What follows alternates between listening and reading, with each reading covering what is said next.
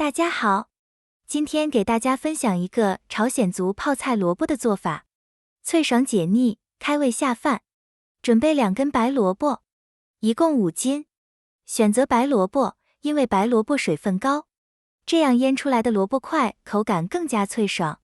先切成长段，然后切成2厘米左右的厚片，再切条，最后切成小方块，全部放入碗中，加入50克盐，搅拌均匀，然后先把白萝卜腌制1晚上。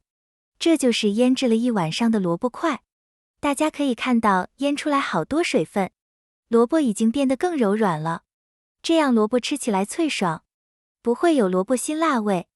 把萝卜水分攥干净，放在一个无水无油的盆中。接下来准备糯米粉30克，加入300毫升清水，搅拌均匀，然后直接倒进锅里。整个过程用中小火来加热，中间要不停搅拌，直到表面出现泡泡就行了。关火盛出来放凉。糯米糊的粘性很大，可以让腌制的萝卜口感更佳。准备大蒜80克，切成蒜末；生姜40克，切成姜末；细辣椒粉50克，韭菜1小把，提前切成段。再加入白糖，可以使腌出来的萝卜块味道更鲜美。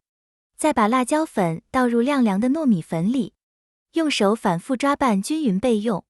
腌制20分钟，让所有酱料相互味道中和。再把调好的酱料倒入萝卜中，用手抓拌均匀，抓得越均匀越好吃。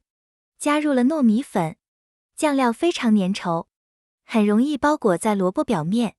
把拌匀的萝卜块放入无水无油的密封罐中，冷藏1周就可以食用。做这个泡菜萝卜的重点，全程不要沾生水和生油，这样腌制的时候才不容易变质。而且取的时候也要用一个干净的工具，不要污染到罐子里的萝卜。萝卜块吃起来口感香辣脆爽，特别开胃。早餐用来配米粥、油条或者面条，好吃又下饭。看着想不想吃呢？喜欢的朋友赶紧试试吧。谢谢你的观看。